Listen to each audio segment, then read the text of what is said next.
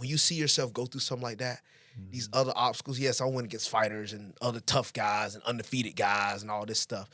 That type of mindset, how I felt from that match, I carry that into my fights. Because could you be a better fighter than me? Yeah, you might be. But on that one day, the day that we have to meet, you will not be better than me. And that's all that matters. Hey friends, welcome to Rugged. Young adulting is tough, and I'm here to show you how to make it easy. You'll learn mindset strategies to harness your thoughts and emotions in ways that help you achieve your goals. I'm your host, Trey Tucker, so let's dive right in. Torrez Finney is making waves in the UFC right now. He's going to take us into his mind, show us the mindset it takes to actually win. Also, he'll tell us the story of how he built so much toughness and resilience and how he made it into the UFC in the first place. Finally, he'll take us behind the scenes and show us what's it like to actually be in the UFC. You're going to love his personality, his energy, and his passion. Let's dive in. So I thought it might be fun, before we get into like the real questions, do some of those like rapid fire, just kind of stupid, Let's do it. Get to know your personality kind of questions. You good with that? Yes, sir. Let's do it. All right, here we go. If you could train with anyone, real or fictional, who would you choose? If I could train with anyone, let me see. One, I would say I would like to train with Khabib Nurmagomedov, who is obviously still alive. But yes, I would love to train with him. Love to train with that whole team. I know they're very secluded, but I would like to train with them one day and Nice. hopefully, learn the ins and outs how they do things. Yeah. Okay, describe your ideal weekend using only 3 words. My ideal weekend, man.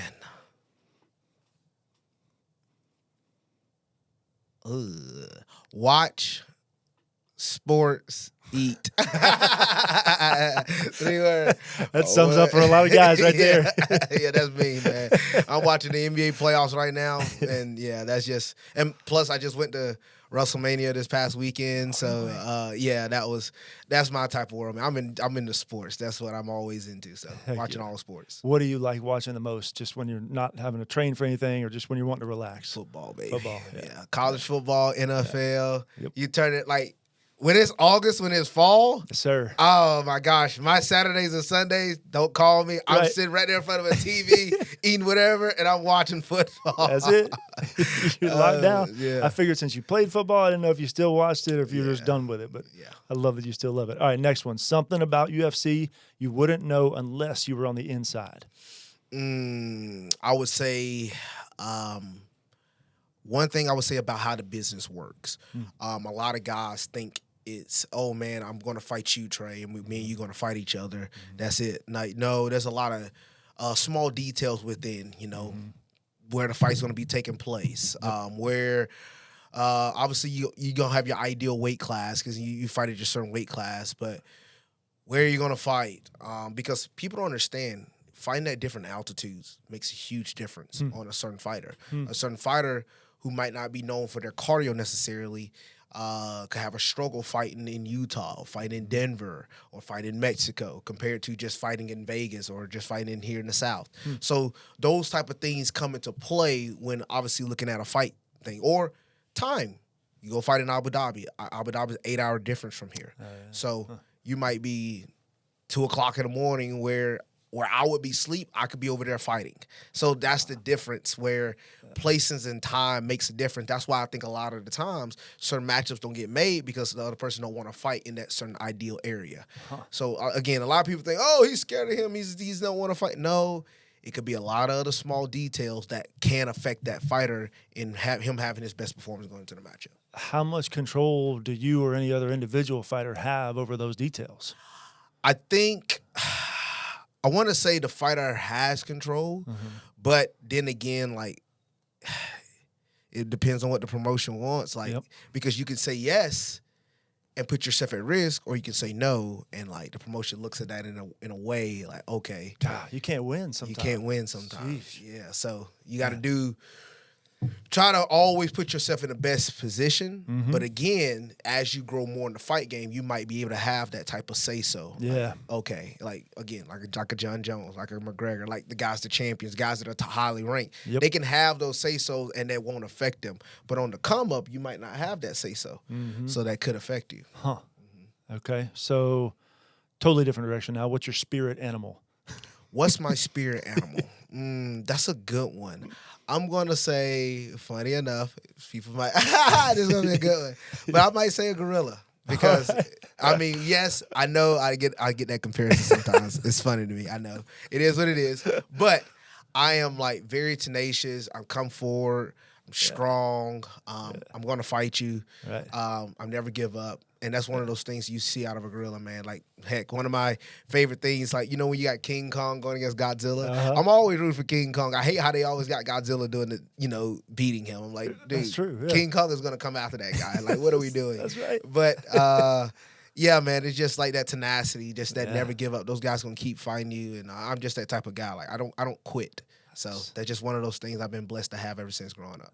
I want to come back to that, how you built that mindset of never quitting. So let's remember that. All right, what's a movie you can watch over and over again? Rocky 3, instantly. Rocky 3. Why? There's so many scenes in that. So you got one, obviously Rocky, he's reaching his pinnacle. He's making a lot of money. Obviously, Mickey's like, man, look, I picked some matchups for you. I'm trying to help you out. Obviously, got Clubber Lang coming on the scene. Yep. He's mean. He's ferocious. Yeah. He knocks out Rocky. Obviously, Mick dies. Yeah. Rocky has to go and team up with his enemy, essentially, the guy he had to beat to get the title. Right. And, bro, I mean, he teams up with Apollo Creed, and Creed helps him out. And I just like the training method. And he's like, there is no tomorrow. Right. And I love that type of stuff. And, just the fight scenes and him coming back. I think to me personally, Rocky 3 was the best one. Yeah. I know everybody like to say Rocky 4, him going against the Russian. Of course. But I don't know. Like, I love that one too. Don't get me wrong. I love all of them. Right. But it's just, I just like that Rocky 3, man. It's just more the song. That's the first time I think they had, was that the first time they had Eye of the Tiger? I think so. I can't remember which one. I think it was. I think that was the first one that had Eye of the Tiger. But it just hit more for me. Yes, sir. So. All right. If you had to sing karaoke, what song would you pick? Oh, Chicken Fried. I do it all the time. So whenever the rare times I do karaoke, I do Chicken Fried. That's my favorite. That's my favorite one. All right. One misconception about MMA fighters. That's a good one. I'm gonna say this. It might be a hot take, but all of them can fight. Whoa, what do you mean by that? So, like, yes. Now, if you train, you're automatically better than the average Joe. Right. But just because you train, don't mean you can beat everybody. So there's this thing that, like, some guys get into MMA training. They might train for like 5-6 months. Now, you're still going to be better than the average guy. Sure. But I can't tell you how many times, and any other guy that's fought before has seen, you might have a guy come in off the street, he's just athletic, he's just strong. Now, he might not can go the full distance, don't get me wrong. He might not be able to go a full round. Right. But in just like that time he can go, he probably can whoop that other guy just like that. He just that much more athletic, that more ferocious, that more, just got the it factor. Yeah. And there's just certain guys that can just do that, just walking in. And there's a few out there. There's a few like me and Trevor, my teammate Trevor Peak, who also fights in the UFC. We always talked about, we watch Street Beats together. It was like, we would like to do like a recruiting thing. We go and recruit who's like some of these Street Beats guys, actually bring them in, actually train them in MMA and like try to get them toward, like a little recruiting thing. That'd be pretty cool. But I'm looking at it and I'm like, we were sitting there watching. Now, some sloppy technique, not looking that great. Right. But then you watch, you're like, oh, man, these guys are not too bad. Not too bad for self-trained or not nobody teaching them anything. Yeah. And I said, they could beat some guys we've seen, So, but majority of the time, don't go out here thinking like, oh, I can fight an MMA fighter. No, don't think that. Please don't think that. I'm saying there's just a few, like handful that could, and like the guys that train, they just think they can do anything. Like, wait a minute, now you ain't the baddest man on the planet just yet.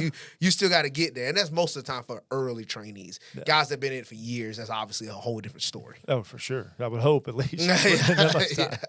All right, so if you could go back and give the 16-year-old version of you one piece of advice, what would it be? Oh man. I'm a guy that talks about, never living with regret. Because growing up, I always, when I was 16, I'm getting ready to get out going into my senior year, but I was in this like hole of like between football and wrestling. I didn't know what I really wanted to do. Mm-hmm. Like, I was a really good football player, and I said my dream growing up, I've been playing football since I was 4 years old. I always wanted to play football in college. That was always the goal. But then I became a really, really good wrestler, and I was getting more offers for wrestling than I was for football. And I was blessed to win 2 state titles. Went 40-0 my senior year. Placed top 10 in the nation at nationals. Mm-hmm. So I was like, oh man, I'm a better wrestler. In a way, I could probably say I'm a better wrestler than a football player. But I was a pretty good football player. Won defensive player of the year. Led the state of Georgia in sacks. 1 sack away from breaking the Georgia state record. I had 131 tackles my junior year in the season. I was top 5 in the nation for that as a D lineman, and like I was doing really good. First team All-State back-to-back years, defensive player of the year for my Middle Georgia and for the region. So I had a lot of successful years in football in high school at 16. And yeah, I was young, but I'm back and forth between both sides. Huh. So if I knew that I was going to be an MMA fighter, I was never watching MMA. Right. I never grew up into watching MMA. I was never. Yeah, I've heard you say that before. It wasn't even in the thought process. No, never. I never. That's the thing. You tell me at 16, I'm like, you're crazy. And that's funny because after I won my first state title, the guy, there was a Army recruiter, and he was obviously big into MMA. He come up to me, and he's like, man, congrats. He's like, dude, have you ever thought about MMA? I was like, no, man, I don't even really watch much of that. I don't know. He's like, dude, the way you wrestle, you'll be a great MMA fighter. Huh. And I was like, yeah, I'm just listening to him talk. And I was like, yeah, man. I was like, thank you. I just don't see it. He said, okay. And funny enough, I had my pro debut in Macon. That same Armor recruiter. He came to the pro debut. No way. And I didn't remember his name. But I remember that face. Oh, my and like obviously shaking all the people that supported me, the fans, hands after the fight. And he come up and I see him dead in his eye. And I was like, I remember you. He's like, what did I tell you? And this is like, so this is me. I won my first state title in 2015. This is 2022 when I make my pro debut. Wow. So that was 7 years between the time he told you should think about this, yes, and then the pro debut. And the pro debut. Golly, and he showed up. Yeah, he showed up. And what are the odds? Like, right. And that's one of those things that, you just sometimes in life people see things in you, and I feel like that's a telling from God. Like he sees things in you before you do it yourself. Mm-hmm. And when I go back and think about it, people used to always talk to me like, man, you with your long arms, you'll be a really good fighter. Or I would get all these different like fighter, like small talks. And I'm like, y'all crazy. I ain't fighting. That's crazy. Like, no. It never came up. Right. And it still shocks me to this day. Like, yeah. I'm in the UFC and I'm like, what? This wasn't your dream. This wasn't your original goal. But now you're here. Yeah, I'm now here. And I don't take that for granted because I see the journey of all these other fighters. Yeah. I get hit with that notion all the time. Like, you've made this really fast. Your journey is really fast compared to all these other guys that have been working their entire life to get here. So I don't take this mantle or this opportunity for granted because I know that, guys fight tooth and nail. They clawing to get to this same position. So I'm blessed that I've been able to be here, from hard work and dedication. Right. But back to your question, what would I tell my 16-year-old self? I would just tell him to keep grinding. Just keep grinding. Because, even then, through the injuries in college, through the ups and downs, not knowing what's next. And to think that this would be the next thing for me, man, it is actually a blessing. Yeah. How did you build that mindset of keep grinding? Because earlier we talked about this, with that spirit animal in you, just keeping on coming. What were there moments in your past that helped you develop that? Were you just always that way? What was it? I tell this, like, sometimes when you go through things at a young age. So for me, it was like overcoming adversity at a young age. And as a human or personally, when you set these personal goals out and you go out there and accomplish them, and you're like, well, if I can do this, then I can do this. And for me, that was when I won my first state title in wrestling for myself. This guy, Aaron Gallagher, top-tier wrestler, undefeated, destroying everybody, wasn't even close. And everybody was talking about him because he basically was a shoe-in. Oh, he's going to win state. It's already written. He's already given the trophy already. And we wrestled a week before at sectionals. So sectionals is before state. I wrestled him at sectionals, and everybody's like, oh, man, you got Gallagher. And I had always heard of him. Crazy enough, I had never seen him wrestle, but I've always heard of how good he was. Yep. So I'm like, okay, this is gonna be tough. And I get my hands on him, and like halfway through the match, I'm like, dude, you just as good as this guy. What are we doing? Nice. But he beat me at sectionals 11-9. And he beat me because I'm over here second guessing myself. But I had a great match. It was a great match back and forth. And I instantly walked off the mat. And I walked straight to my coach. I said, Coach, I'm going to see him next week. I'm going to beat him in the state championship. I know it. I'm going to beat him next week. Granted, you still got to go through the whole tournament. You still got to go through sectional. My coach he always bring this up, and I'll never forget that moment either. I walked off that mat. I said, I'm going to see him next week, and I'm going to beat him. And I ain't never made it to the state championship, so first I got to make it there. Right. But I was blessed to make it there. You know, had a good little state run. You know, had a really, really close match that second round, but I made it through. And I meet him because he just ran through the state tournament easily. And I meet him again in the state championship. And it was in my hometown, Macon, Georgia, at the Macon Coliseum. My whole school's there. My whole family's there. And just, you know, talking to everybody. You know, people get your nerves up. Oh, yeah. And everybody's talking to you, and they're like, all right, man, you better win this. You better go. And I'm like, big help. Big help. Yeah, big help. Right. Yeah, that's great confidence boost. I'm going against a guy that just beat me last week. So, yeah, you hope you better win. In case you didn't know, you're supposed to win. And, like, I went to the top of the Coliseum, and I went up there, and I started crying. I was crying. I was so nervous. And it was more the fact that I was nervous because, one, yes, it's the state championship. But two, it's in my hometown. Yeah. Everybody's there watching me. Yep. And, yeah, Jones County hadn't had a state champion in forever in wrestling. You know, so I'm like, man, this is a lot of pressure. At a young age, like at that time, I'm 15. Gosh. So I'm like, my heart's pounding. I'm just thinking about the match. I'm thinking about he did just beat me last week.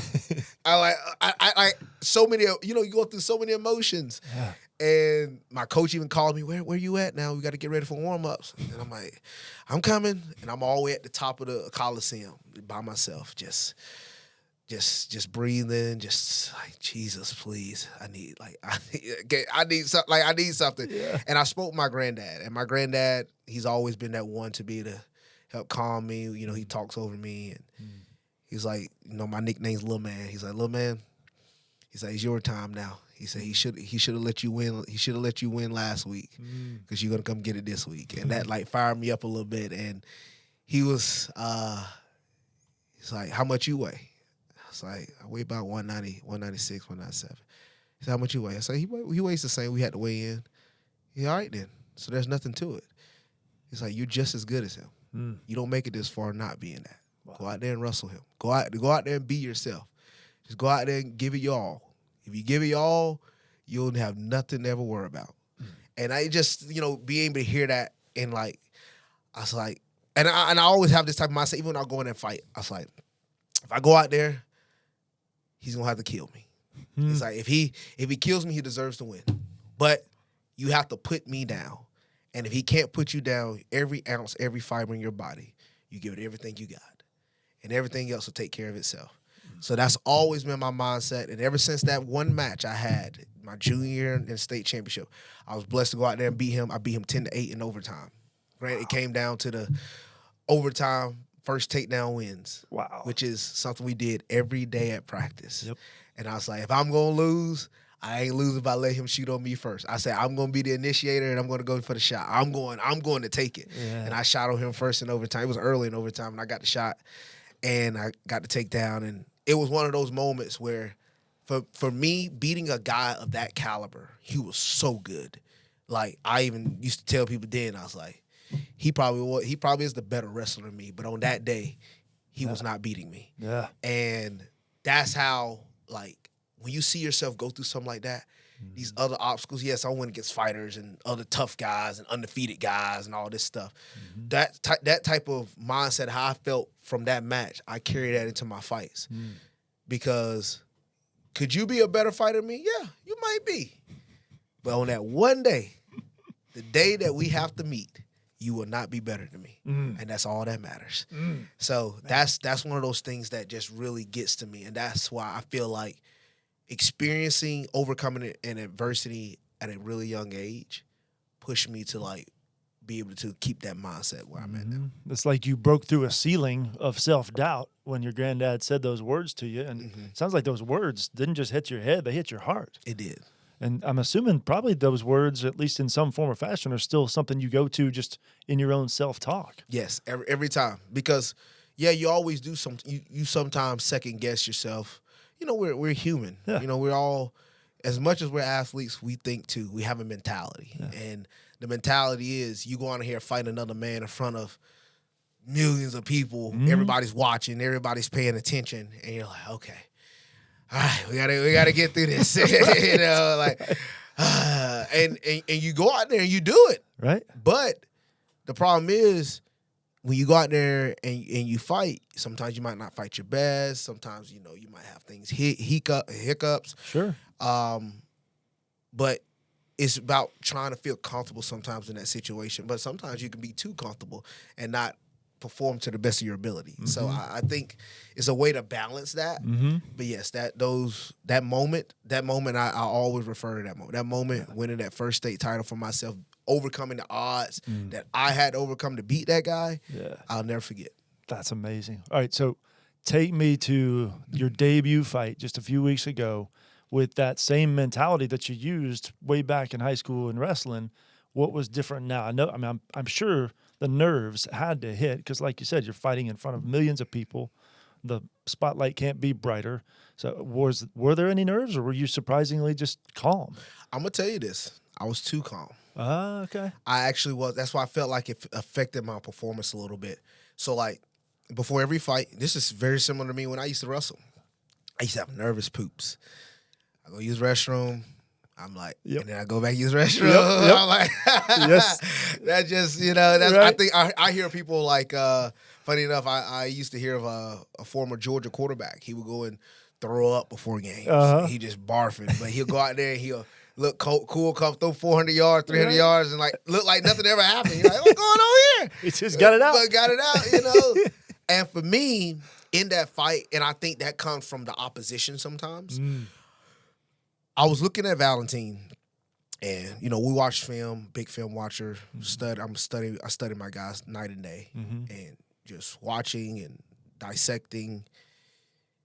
And I think compared to like when I wrestled Gallagher or when I fought the undefeated Russian on the contender, or when I fight some of these other tough guys, when I see that you don't bring, I'm not gonna say you don't bring nothing to the table. What I'm gonna say is I don't feel like you have enough at the table to be able to beat me.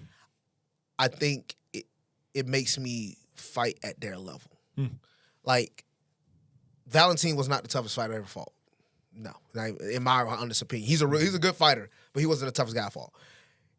I, in a way, underestimated him, but I still did the same plan that I do for everybody else, but I just didn't feel it. Like in the back, I have those nerves. I'm like, okay, this is a tough guy. Whew, this is gonna be rough.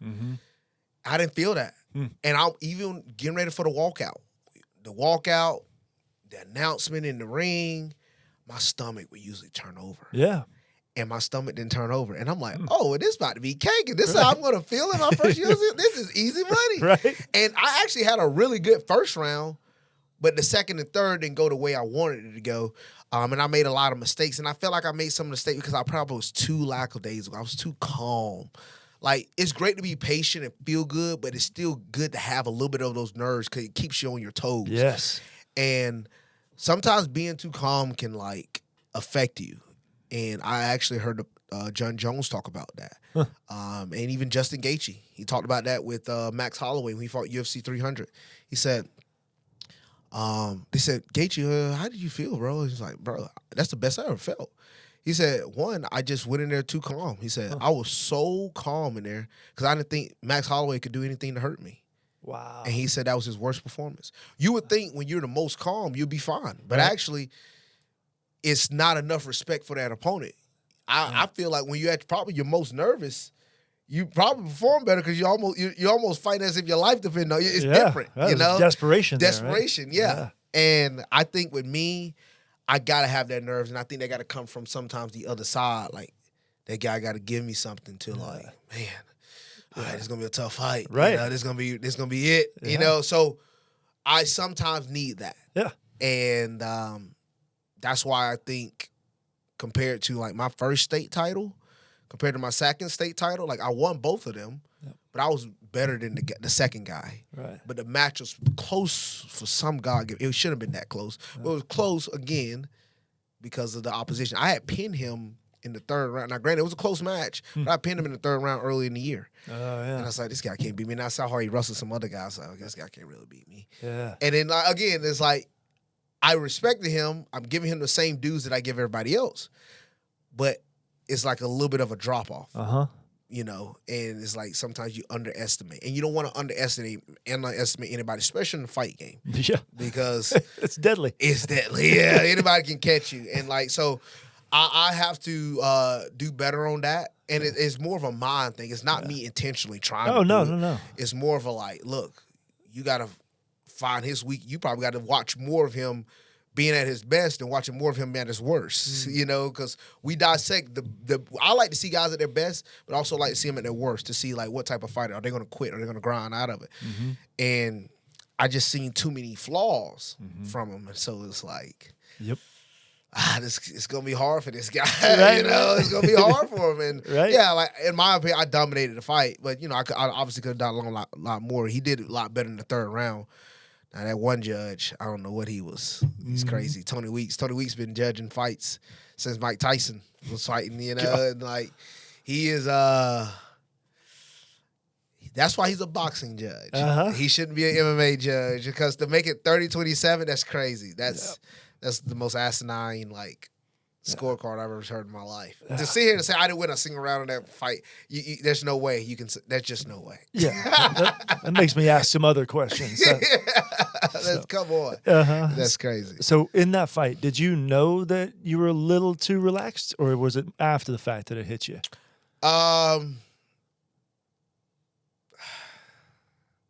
That's interesting. I would say in the second round, I could feel myself just not doing things.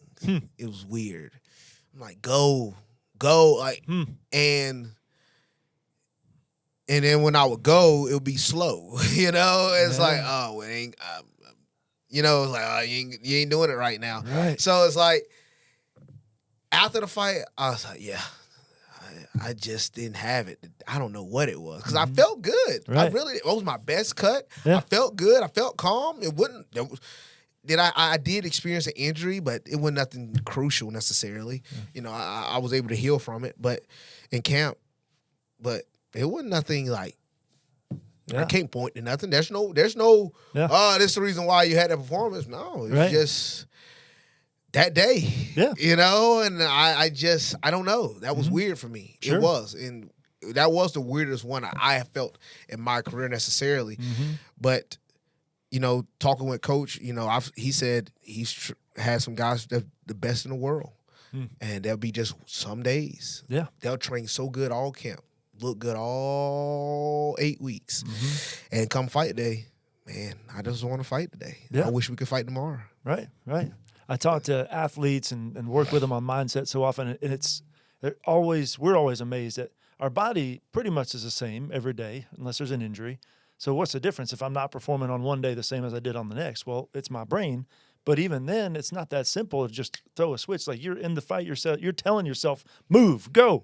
And your body's not responding the way you want. So there's a lot of work that has to be done between that mind-body connection. And I'm glad you're saying it because there's so many people, whether it's in athletics or some other area where they're trying to perform, and they can't figure out the inconsistency. So I think hearing it from you, somebody who's competing at the elite level of their arena, like, even you struggle with that, that's got to give them some comfort to know, like, okay, it's okay to be human. Like, we're all trying to figure this out. That's a real thing, man. I think sometimes, and like, I think the best in the world are the ones that shows up the best on game day. Because I don't think sometimes the most athletic is always the greatest or the best, or the most talented is the greatest or the best. I think it's the one that shows up. And we've seen with guys like Tom Brady, you know. Now, yes, in my opinion, he's the greatest quarterback, but he showed up. Is he the most talented? No, I don't think he is. Is he the best arm, the fastest? No, I don't think he is. But he showed up when it mattered most, and that comes from mindset. Yes. I mean, let's be honest. You're down 28-3 in the Super Bowl. You're not thinking about like, like guys that has played football understand. Like, yes, we all on the sideline. All right, y'all, let's go. Like, let's go. We're gonna do this. Let's go. But in reality, in the back of your mind, man, we don't just mess this up. The game, man, get this game over with. I don't want to be here no more. Like that's real. But that's that chipping away. Like, that's really like, I'm going to take this one play at a time. Yes. And that's how you're supposed to do it. That's actually how you're supposed to take life. One day at a time. Right. One step at a time. And same thing with fighting. You know, one sequence at a time. One punch at a time. And that's a mindset that's obviously has made him the guy he is, how successful he is. And I think that's the same thing with guys like John Jones, George St. Pierre, Khabib Nurmagomedov. They showed up on that day. They might not have won every round in the room. They might not have been the best ever in every single aspect. But on the day that it matters, they show up and they handle business. And that's what makes you the greatest. And that's that thing where, you know, I've been fortunate and blessed enough to be able to show up on those days. And even sometimes my ugly, like, performances in a way is like, I'm still going in, showing up, and I still find a way to get the win. Because find a way. That's just where it was always with me. I might not be the prettiest. It might not be the sexiest. But at the end of the day, that hand gonna get raised. That's right. You know, and that's just that's just the grittiness in me. Is like, I'm gonna find a way. And when you've always been the underdog, when you've always been told you're not good enough, or you're too short, you're too this, you're too that, you're always gonna, you know, it drives you. So you want to be the one to be like, hey, y'all can say whatever you want, but one thing you can't call me is a loser. That's right. And you know, you mentioned Brady earlier. Everybody knows he was drafted in the last round. Nobody thought. I don't think at Michigan he was the full-time starter. He wasn't. But I remember hearing a story about him. It was leading up to the draft. It was at one of the Senior Bowls, and he walked up to Steve Spurrier. And for people who don't know, Steve Spurrier is a quarterback guru at that point. And so Spurrier just happened to be standing around. He wasn't really officially part of the coaching of the Senior Bowl, but Brady sought him out and said, "Hey, Coach, will you watch my throw in motion?" And Spurrier tells that story. He's like, I was blown away because we had never met before. I had no real credibility with him, but he was just so desperate and hungry for somebody to make him better a little at a time. And I think he must have just kept doing that kind of routine and just repping it out and getting feedback so many times that it made it a lot easier for him to show up on game day because of all the reps he had put in to build that confidence. That's good. And it sounds like what you've done as well in fighting. Is that right? That's very similar, yes, because I'm like this. I don't care, like, whether you're maybe a kid, whether you're a old school coach, whether you're a coach now, like, if you have something valuable. Now, I'm not just gonna listen to any craziness, but if you have something valuable that I could see, and I'm like, okay, I can add that to my game. Hey, could you show me this? You know, I'm always open to learning from whoever that can help me. Now, I do sometimes. He's like, okay, you can't just learn from everybody because sometimes it can mess up with your game a little bit. But I'm open to learning and growing as a martial artist because I've only been fighting for 4.5 years. And I tell people that, like, compared to all these other guys, compared to all the guys I fight, these guys have been having decades plus of fighting experience. Like, I'm not about to touch half of that. Right. So it's like, I'm young in the game. So, yes, I've wrestled growing up my whole life. But, you know, along with the wrestling, I still got the jiu-jitsu, still got the Muay Thai, still got boxing, still got kickboxing. So there's so much other stuff, the cage work. There's so much other stuff that I can grow on. And that's why I don't get mad. Like I'm blessed. I'm an 11-0 UFC fighter, undefeated, that is very young in the game. Give me time. That's what I just tell people. Just give me some time. Yeah. I know I'm growing. There's things I got to get better on. I've got to grow on, but like I'm slowly getting better. And the thing is, it's like, even in some of those other performances, like some of my fights that ends in the first round, or some of my fights that might go to decision, that might not go the way, there's other things that I got in my back pocket that still haven't been shown yet. So that's the thing that I can't wait till I'm able to go out there and express that. Yeah. And that just comes from more reps.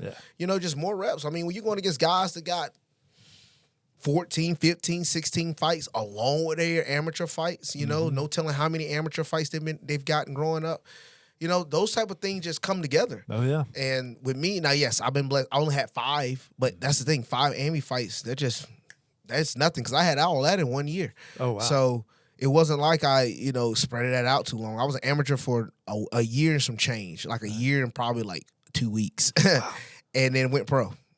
I was barely an amateur. So I'm still a kid within the game. Like, so once I went pro, I was still a kid within the game of learning MMA or learning martial arts. Like, I was still a kid in the game. And even then, like, growing, being guys on the job, I'm learning on the job, as they say. And I'm growing from that. And I grow from all these experiences. Like, I just don't let that one experience be the dictator of, like, my career. I grow from it. I learn from it. I'll say, okay, we're not going to do this again. And, all right, I like this. How can we add to this? How can we improve on this? So it's a thing that we continue to do and keep getting better at. But it's a learning process. Yeah. You just said something that's so important for all of us, no matter what we're doing.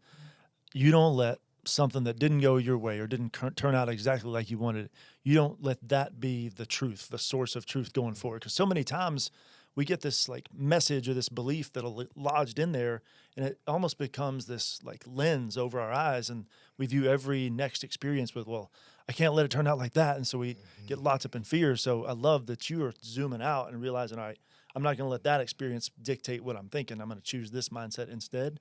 So help me with this, because you talked about your granddad, and I know you've had plenty of coaches along the way, but who are maybe 1 or 2 more mentors in your life? Not necessarily in fighting or sports, but just people that have really invested in you and helped you become the man or the fighter that you are now.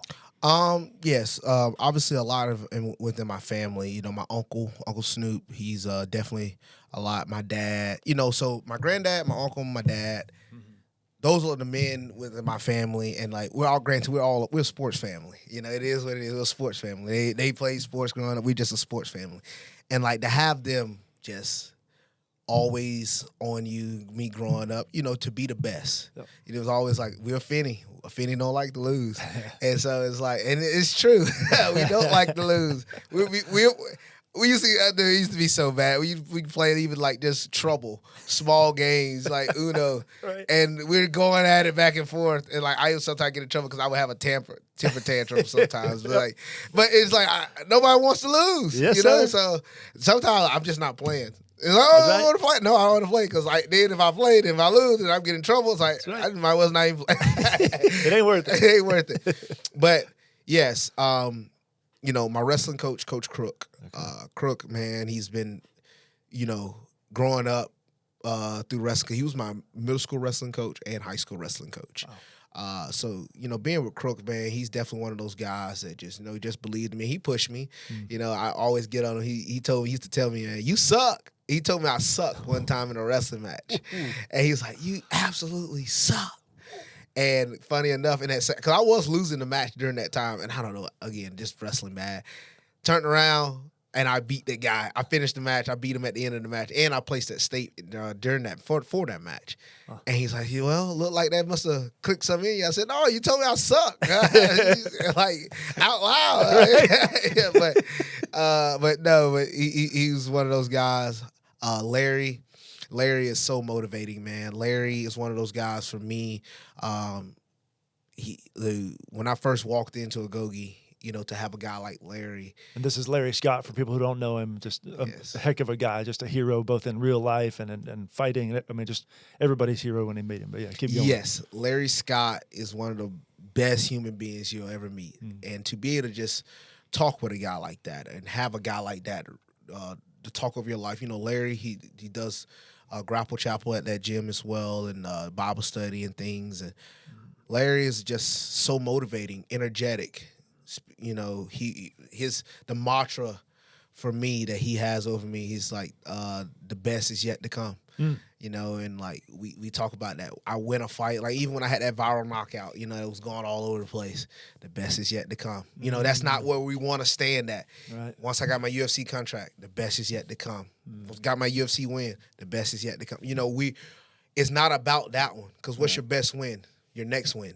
It's not about what happened in your last one. It's about what you're finding and fighting for your next one. Yeah. And that's just one of those things. Like, you know, Larry, he's so motivating, so motivating, man. You know, and I will say, I love him. You know, it's a little different not to have him in the back with me this last fight. You know, with his stepmother, but you know, Larry's the motivator, man. Yeah. He motivates me to go. Yep, he really does. And then the next one is Matt. Matt Harris, man. Matt has been the guy that believed in me from the jump. You know, Matt starting off. You know, the brother just took me in as if I was his own son, and just, you know, he's my head coach, and he just stayed with me from the beginning. You know, he believed in the brother when I was a person that, you know, how many athletes come into that gym? You know, so many. Yeah, hundreds. How many people that wanted to come in, oh, I'm a wrestler, oh, I'm a fighter, oh, I'm a this, I want to fight, I'm going to do this. And he saw that in me, that he was like, that boy's different. You know, something's different about him that I want to get behind it. And he did, man. And, you know, it's a beautiful thing, because we carried this all the way to, you know, to Las Vegas. Like, you know, the journey has been awesome. I tell people the journey continues. I say that at the end of all my posts, because the journey in itself, if I just go back and look, I'm like, man, like the amateur days, like when I had to practice football, and then that same day get in the car with Matt, drive me all the way up to Knoxville, and I had to fight. Which I was blessed. I knocked the guy out in 11 seconds, so it didn't go as long. You know, the football coach at UTC made us run 8 100-yard dashes. No, it was 10. It was 10 100-yard dashes, because he didn't like how we finished practice, and yeah, it was rough. But so you had some motivation to make that fight last just as short as it could. Yeah, that's right. I had to, man, because I slept on the sofa in the back. And I woke up with like 3 fights before mine. It's like, all right, you got to warm up. And I'm like, whoo, I got to get this over with. And just from that journey to my pro debut in my hometown in Macon, to the Icon shows with Masvidal, to the whole Contender Series saga, you know, the first ever contender to win 3 fights on the show, to the viral knockout, to the UFC. You know, it's just it's been a journey, man. You know, and I'm thankful for it. You know, everybody want to talk about like that. My route is, man, you've had one of the toughest routes ever. I'm thankful for it, because that what makes you the person you become. Yes. You know, I'm thankful that nobody wants to lose. No, I don't care. I don't never want to lose.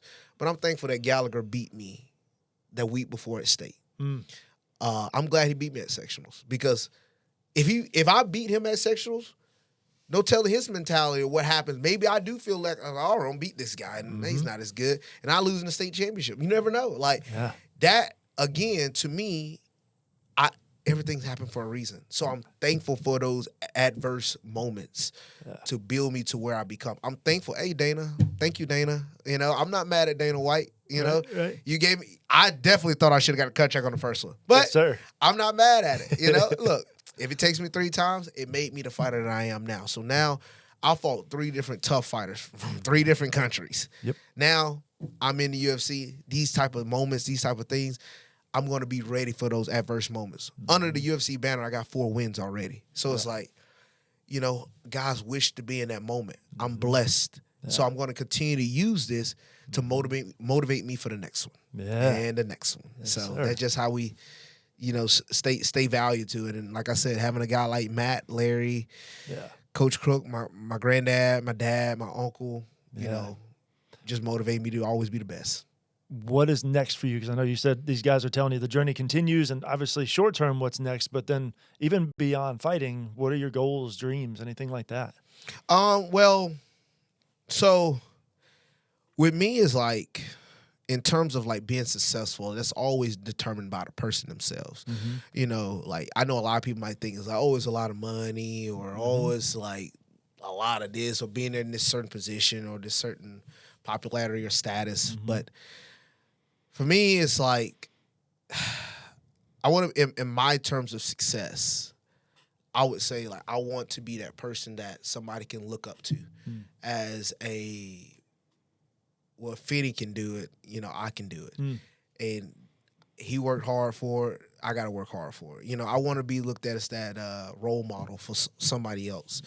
And also in the process for myself, it's like being the best fighter that I possibly can, but using this platform as a light to others.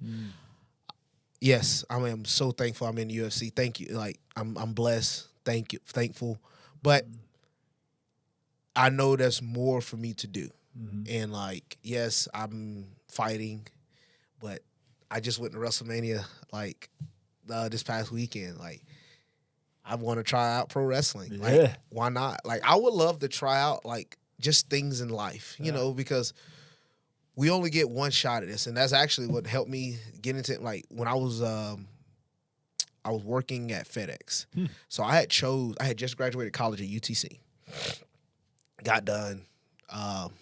It was like, okay, what you gonna do next? Your family, all right? You graduating college. What's next? And I was supposed to have a planned internship in my hometown at Macon. I declined that to go and work at FedEx. It's like, so you go to college for 4 years, you get 2 degrees, and you go work at FedEx your first job.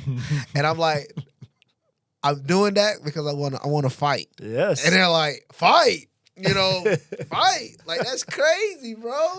Like, that's crazy. And, like, man, you know, it was something just, I don't know, something that was just really tugging at my heart. Like, this is what's meant for you to do. And I found it. I instantly fell in love.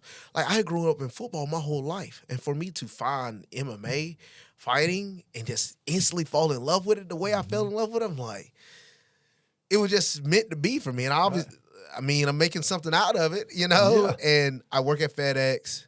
Then around some of the COVID time, you know, they were doing layoffs. So I got laid off.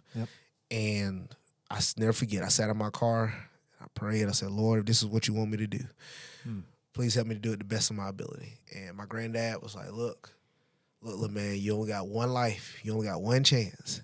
He said, you ain't going to be young forever. If this is what you're going to do, you need to go all in. And I said, all right, I'm going all in. And I went all in for fighting. And I just trained full time ever since. I've been training full time since my second ever amateur fight. That was 2021, February 2021. Been training full time ever since, and this is all I've been doing because I said to myself, if I'm going to go all in, this is the best that I got to be able to do it.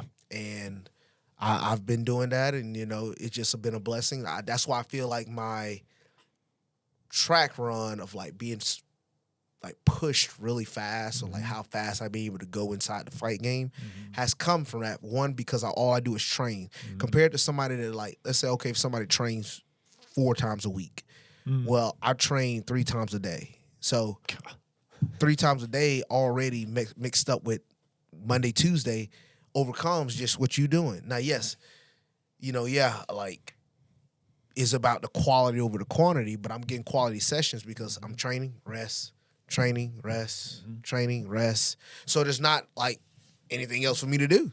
So I went all in, and that's that thing now. Like, okay, now I'm accomplishing what I'm doing. My goal is to accomplish a lot more in the UFC. You know, I want to be ranked. You know, next I want to go for the title, win the title. But then next is like, oh yeah, I want to try out pro wrestling. Like growing up, I always was a big pro wrestling fan. Talking with some of the guys this past weekend that obviously got a chance to be a part of WrestleMania and things of that nature. You know, that was just a really cool experience. You know, and that was one, again, I tell this for people, me in the UFC is like me helping out that inner kid that always, when we used to be, me and my cousin, go on a trampoline, we had a belt, we doing the moves on each other, we get on the mic after, we're talking trash, we're doing our thing. And I get to do that for real. So that's cool for me. But, you know, like, it just, you know, making that inner kid, that 8-year-old 9-year-old Torrez Finney happy. Yeah. You know, and back to your question, would you go back and what would you tell your 16-year-old kid? Like I said, keep grinding because these opportunities are in front of you. Yeah. And that's why I tell myself now, keep grinding. Yeah, I'm 26. So, you know, yeah, still young in the fight game, still young. Like I want to just continue to try out things, you know, because what is it? Oh, because when I first tried out fighting, I actually had a boxing match. My first ever boxing match. I only been boxing for 3 months. And I get a fight that third month. And the guy was like, okay, it's debut, same amount of experience. Okay, cool.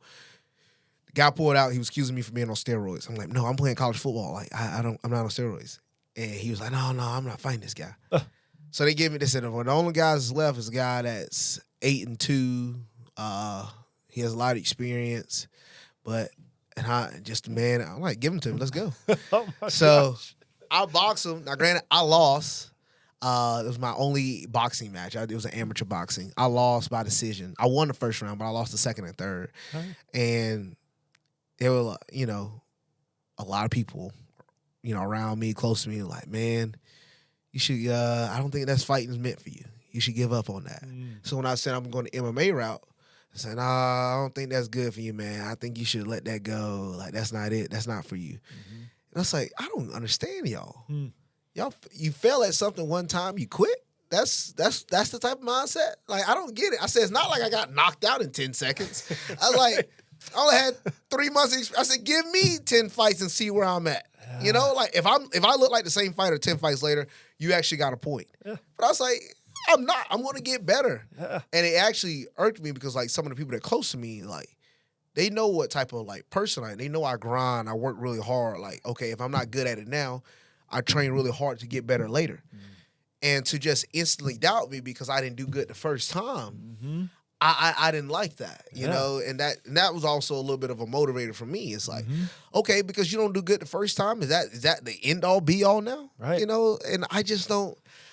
I've never been that guy, you know? And even if I see somebody fail at something, it's not me instantly casting them out. Oh, that's it. They're not good. They're not, that's not going to work for them at all. Yeah.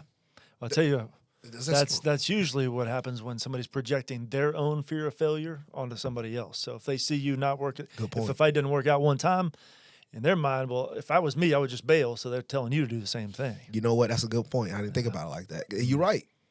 Probably for them, if they fail for the first time, that would be their last time. And you know what, crazy enough? I've seen that happen with athletes. They don't do good in something for the first time. And it's, that just wasn't meant for me. And I'm like, wait a minute. Like, are we not going to grind and get better at it? Are you not going to try? You know, like, who's to say you're not good at it? And I don't like that. I don't like when guys quit instantly when things just don't go their way the first time. Because if I quit, I'm probably not here talking to you. I'm probably not fighting. I'm probably not fighting. I'm not fighting in the UFC if I quit the first time. So it's like, that's just never been my mindset of anything. If anything, all right, let me prove y'all wrong. All right, let me get better, and then let me get my get back. You know, that's just how it was. And that's, again, the mentality from a young age. And I do think growing up in a very competitive environment, because I did. My cousins, granddad, uncle, dad. When you grow up in a competitive environment, that forces you, all right, sink or swim. Now, if you're just not going to be competitive and do sports at all, cool, fine. That's all good and dandy. But if you are going to compete, well, you better be the best. Or, you know, again, you got to have some, look, you better have some tough skin. You get picked on a little bit. That's not good for everybody. But you got to have some tough skin. So, but that motivated me. So that motivated me. All right, I got something for you. I got you. So I'm going to have something for you. But yeah, that did hurt me a little bit when a lot of people were against me fighting like after that boxing match. Because especially ones you got close to, you're like, bro, like, I okay, like, yeah, I lost, but that means I should quit. I shouldn't do it anymore. Like, what are we doing? It quickly separated the people in your life in two different camps. Like, these are the people that I believe you should keep going versus the ones that just, it didn't work out. Let's just try something else. And you don't forget that. Now, obviously, everybody's supportive now. Everybody's on the train now. But I don't. it's not me. I don't hold nothing against nobody. No. But I don't forget that because I remember how you felt the first time. Yep. You know, yes, now prove everyone wrong. In my opinion, I like to say, I don't like to say I proved anybody wrong. I just proved myself right. You know, because sometimes chasing after, let me go prove this guy wrong. Let me go prove this wrong. No. It's because it's never about them. Yeah. It's about yourself in that moment. Yeah. Proving yourself right. Proving what God put in your heart that you can go out there and accomplish. Yeah. So go out there and prove yourself right. So that's what it is for me. Every time I go out there and fight, it's just me proving myself right. Yeah. Oh, I love it. Is there anything that we haven't talked about that you want to make sure we cover? No, man. I really enjoyed this. Like, you're right. This is it's good for athletes to be able to speak on the mindset because a lot of times we don't, you know, people get called soft for speaking on, you know, on the mental health or, you know, how they feel in their social life, you know, especially getting ready to competing. But I think it's huge because it's a huge impact. When you go out there, you have a feeling. All right? Yeah. You gonna have a lot of nerves or no nerves. Right. Like, you're gonna have a feeling. And it's like, it's like at the end of the day, you're gonna have to go out there and compete. Yeah. And especially if you're an athlete, like, we all gonna have that moment where you're gonna be like, okay, I'm in this adverse situation or I'm in this moment. Yep. And every athlete has their story that they really can always go to. It's like one of their brightest times of their career. Or they have that story of one of their worst times. And it always comes with something determined by the mentality. Whether they either come out of it or whether they just failed at it at that time and it made them better. So it's like you always going to have a mentality story that helps you be better as an athlete. So I just think this is a really, really good platform and story. I really enjoyed this. Man, me too. You are incredible to just sit with and listen to. You're so engaging and fun. So I know there's even bigger things ahead for you, and I'm thankful for you because you're making a difference. You're taking your platform and you're using it as a means to an end to just impact people's lives. So I'm so glad you're in the world. Yes, sir. Thank you so much. Appreciate you, brother. Yes, sir. Hey, thanks so much for being here today. Before you go, would you hit that subscribe button so that future episodes come right to you? Thanks so much, and I'll see you next time.